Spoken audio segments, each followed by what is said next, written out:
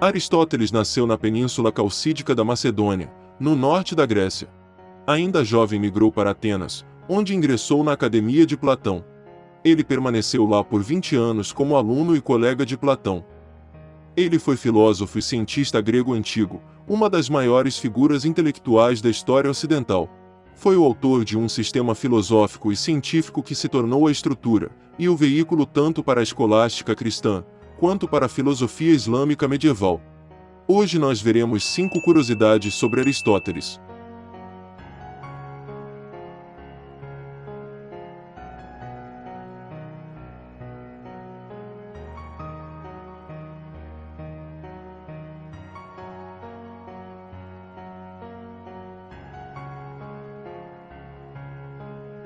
Ambos os pais de Aristóteles morreram quando ele tinha cerca de 13 anos, e Proxenos de Atarneus tornou-se seu guardião.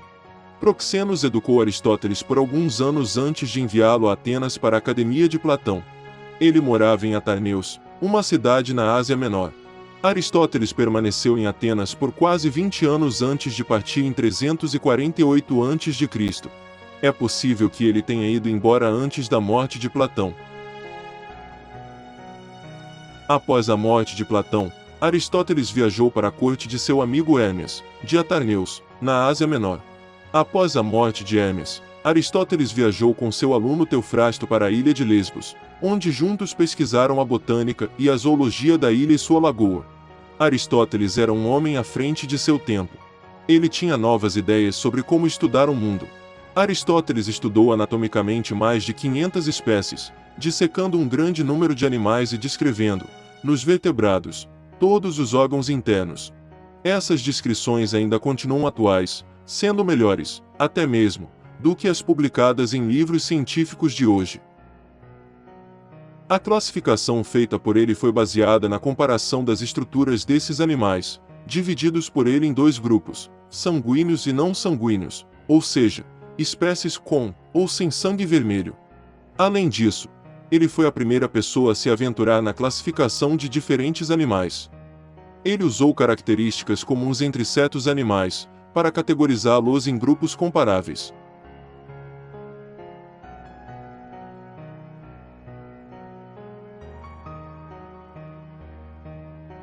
Quando Alexandre tinha 13 anos, Filipe, até então pouco envolvido na educação de seu filho, decidiu escolher um tutor para ele. O resultado se tornaria uma das mais famosas relações entre mentores e alunos da história. As razões de Filipe para escolher Aristóteles não eram puramente acadêmicas. Primeiro, havia a conexão familiar de Aristóteles. Seu pai havia servido como médico da corte de um rei macedônio anterior. Além disso, Aristóteles já havia servido na corte de Hermes, em Atarneus, e uma aliança lá seria útil para os planos de Filipe de invadir a Pérsia. A posição também convinha a Aristóteles. Não só ofereceu uma grande honra e a chance de prosseguir sua pesquisa sobre o mais poderoso dos estados gregos, mas também lhe deu a oportunidade de influenciar o desenvolvimento do futuro líder desse estado. Como pagamento final, Filipe também restaurou a cidade natal de Aristóteles, que inclusive, ele mesmo havia conquistado anos antes. Aristóteles também ensinou Ptolomeu e Cassandro, que acabaram sendo coroados reis. Em 335 a.C., Alexandre tornou-se rei e conquistou Atenas. Foi quando Aristóteles retornou a Atenas. Aristóteles pediu permissão a Alexandre e abriu sua própria escola conhecida como Liceu. Daquele tempo em diante, ele passou a maior parte de seu tempo no Liceu.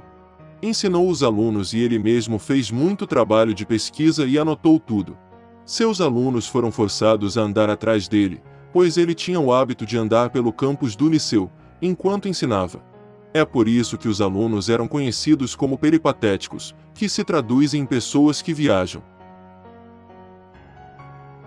Os escritos de Aristóteles são geralmente divididos em esotéricos e esotéricos, os primeiros, destinados ao grande público, compostos na maioria em forma de diálogo, os segundos reservados apenas aos discípulos estudiosos do Liceu.